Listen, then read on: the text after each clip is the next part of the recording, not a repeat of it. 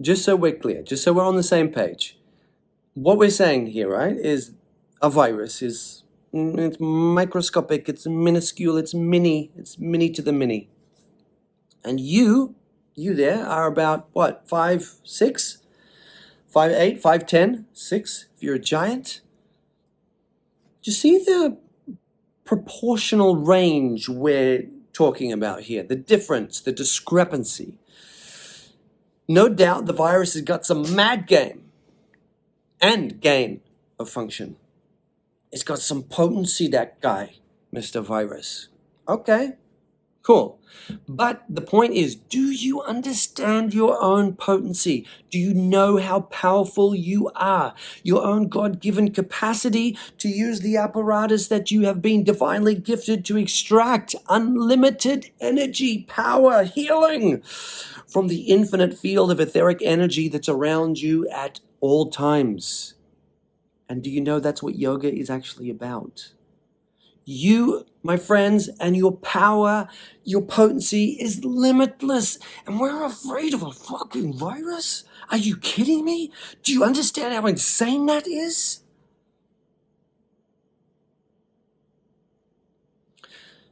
The difference between you and the virus is like Godzilla in downtown Tokyo.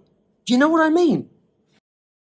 So, lovingly, it's not an elbow to the head, not yet. It's just a loving nudge in the right direction to help you remember how powerful you are and the power of this path that we call yoga, how powerful that is. I've put together two of my absolute favorite self-empowerment, healing, and protective practices up on our TPO, the Practice Online platform, which is our online yoga app. I'm going to talk about those practices a little bit more in just a moment. But first, I have to get something off my chest. I'm sorry. You guys know me. If there's something on my mind and something is on my mind, then I have to say it, regardless of who I piss off. I really don't care.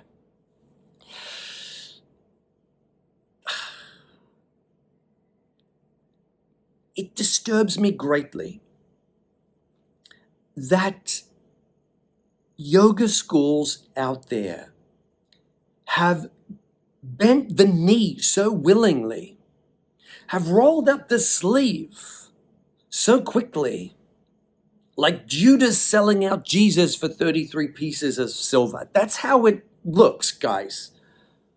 When we have yoga means union. When we have union promoting institutions propagating division and discrimination, when we have union yoga institutions chanting Om, which means everything together, all is one, including all, excluding none, Om, except for you, you dirty, filthy, second-class citizen who hasn't been jabbed yet, please stay outside, Om. Do you see the fucking hypocrisy of that? It makes me so mad. I had someone say last week, wow, it's hate speech. What you're doing is hate speech. There's a difference between hate speech and ferocity. Right? And if you had any balls, you would know the difference. But that's the problem. It's the exact thing that Krishna is calling Arjuna out for, verbatim. Grow some balls, Arjuna. Stop acting like a eunuch. Be a man. Stand up. Fight. This is a war. This is what you're trained for. Now stand up. Grow some balls. That's verbatim. What, you're going to accuse Krishna, who is God, of being toxically masculine, gender inappropriate? How are you going to cancel God, dummy? How do you level that inside of your own mind, yogis and yoginis? The woke ones who love to cancel everything, you're going to cancel God? So that's what I'm saying right now. I'm saying, come on, yoga world, let's grow some balls and stand up.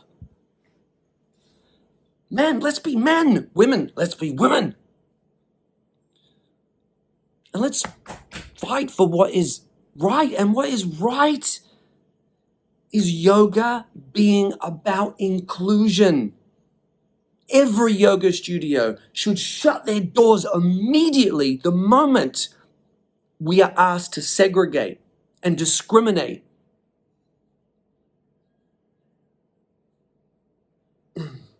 Otherwise, we are committing a crime not only against our own conscience, but against the entire yoga tradition. That's what Krishna says. He says, this action, Arjuna, is not befitting of your heritage, of your ancestry. Your ancestors would be ashamed, and they would be ashamed of us for separating and segregating and dividing based on belief systems and medical choices. Wow! What hypocrisy, what insanity.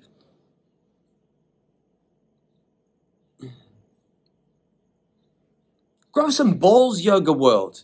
Shit. All right, Dr. Fauci, stick it in me, man. Because I got to get those 33 pieces of silver so that I can feed my kids. You know what's right. And if your yoga is worth anything, if your practice is worth anything, then you know even more that what's happening is wrong. So I just had to get that off my chest. Namaste, namaste. Which also means including all and excluding none. Right? Forget about chanting Om. Forget about saying Namaste if you're in the process of segregating your students. If you're jabbed, if you're unjabbed, come on, come and practice. Come on, everyone together. But if I'm told that I have to segregate, I'm locking those fucking doors and I'm not opening them again. Because that is bullshit. And that is as anti-yoga as it gets. So that brings me on to my next point. We have other options. It's far superior to practice at home anyway. And I know that as a yoga teacher who has a yoga school, it's a crazy thing to say. But the reality is, yes, we want to go to the yoga schools only as long as we, need them. Get educated there, whatever.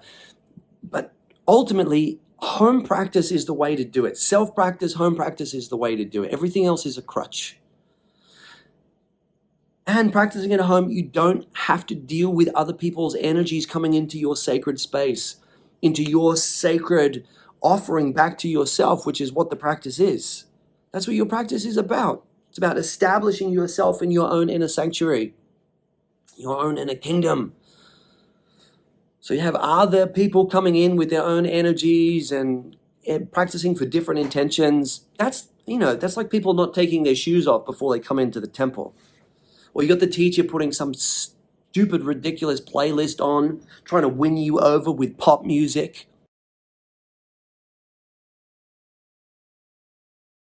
I bet they think this one's cool. Bet they haven't heard this one before. Fuck all that shit. Practice at home. There's tons of good online platforms out there. We've got a good one, but there's plenty of other good ones. If we don't resonate, that's absolutely fine. Just don't go to these bullshit yoga studios who are just proven themselves to be absolute Judases.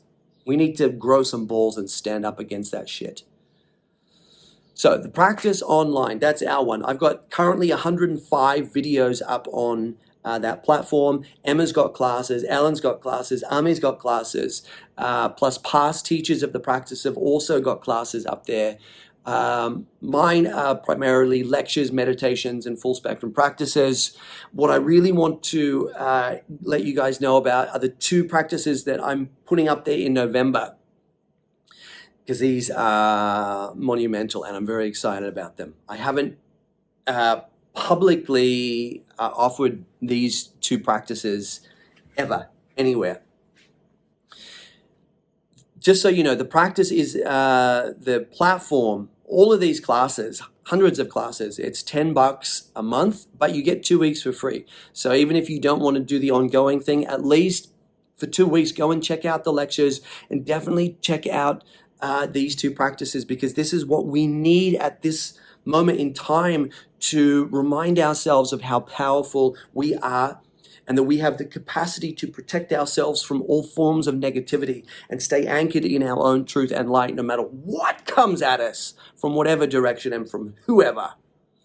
So the first practice is a culmination of 10 of the most healing and self-empowerment practices, including asanas, mudras, and kriyas that I've come across in the last 10 years, primarily designed around building serotonin, building oxytocin, two very, very important chemicals, plus at the pranic level, activating Kundalini in the navel center to give you that trust in yourself and your own capacity to hold your own, activating the healing powers within the second chakra, and the repulsion, expansion energies in the Anahata chakra as well.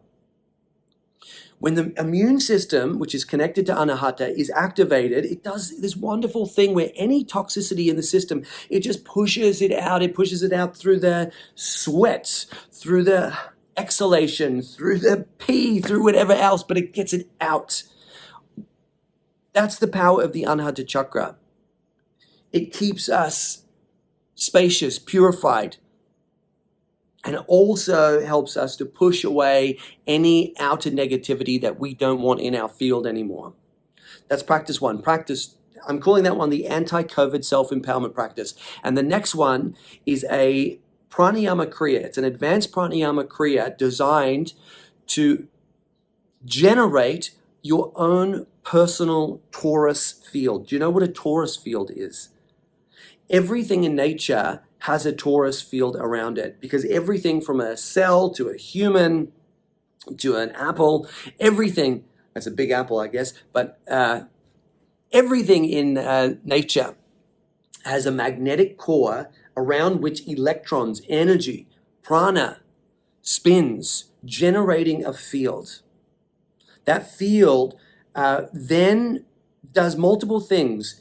It aligns the physical and the mental properties of the organism into perfect alignment, and it generates a protective field around the organism. That's what a torus field does, but our torus field has become weak and it's lost its rhythm, it's lost its momentum, it's lost its purpose. So with this practice, which is an ancient practice coming from a subsystem of Tantra called Laya Yoga, we use 5 specific pranayama ratios to get the energies of the first 5 chakras spinning together, coalescing together.